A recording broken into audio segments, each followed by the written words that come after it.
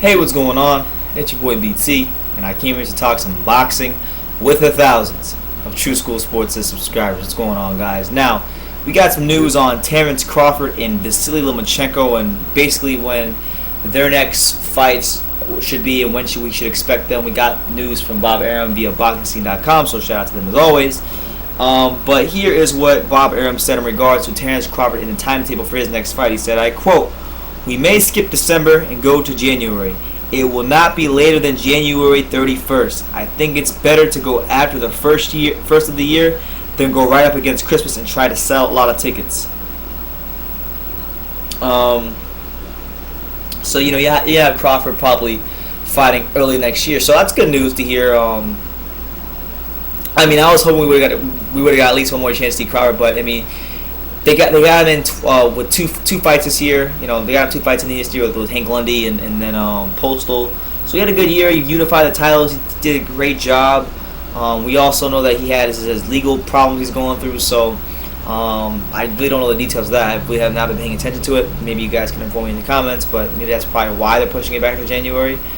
But as far as Crawford goes, I mean, look, there's really only a couple fights to me that make sense.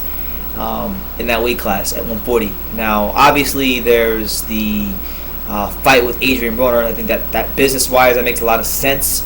Broner's a big name. Broner will help Crawford sell. As we saw the Hank Lundy fight in the build-up, if you put a personality, a flamboyant, braggadocious type of arrogant personality in front of Crawford, that you will get another side of Crawford that will thus make the build-up for the fight more entertaining, which will then help the event itself. And what better personality to put up for Terence Crawford than Adrian Broner? He sells tickets, and that, I think, for Crawford that would help a lot. And if he could beat Broner in convincing fashion, that also helps him a lot. So there's that fight. I would love to see him fight Adrian Granados. I think that'd be a tough fight for him. Granados, a very good come-forward fighter, has had it the hard way in his career. It wasn't like a lot of guys who was spoon-fed a lot of easy fights. Had to go the hard way, fight likes of Frankie Gomez, Felix Diaz, Amiri Moms of the world. The guy, Leonardo Tyner, earlier in his career. The guy fought really, really good opposition, and nobody, and I repeat, nobody, regardless if you want to say he has 4 losses, a lot of those were robberies. Nobody's really beat Adrian Granados, like not convincingly.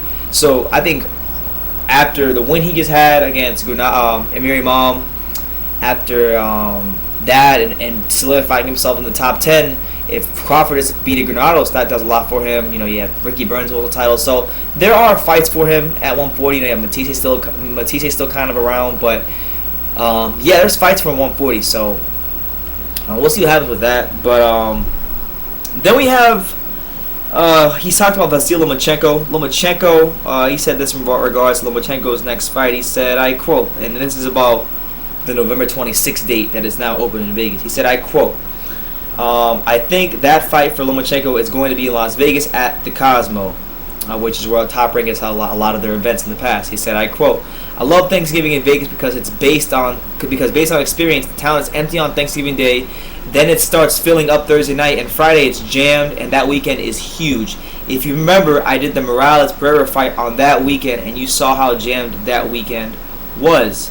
That date became available when Triple G got off the date to go to December. That opened up the date for us, so I'm delighted with that date, and I think the best place for that fight on that date is Las Vegas. Not in the 18,000 seat arena, but the Cosmo. It's beautiful.